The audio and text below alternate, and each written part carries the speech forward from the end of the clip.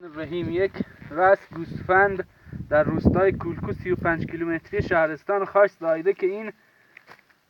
گوسفند 2 بزغاله زایده، یعنی این 2 دست،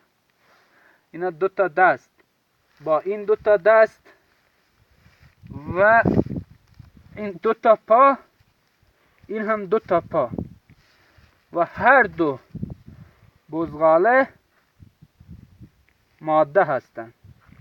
و فقط یک سر داره، یک سر، 2 دست در پشت، 2 دست در جلو و 4 پا، 4 پا، یک سر در روستای کولکو و مردم هنوز عبرت نمیگیرند و از خدا نمیترسند و روز به روز و صدا سیمای ما هم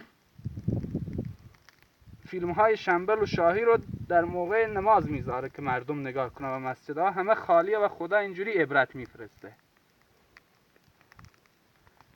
عبرت بگیرید لطفاً،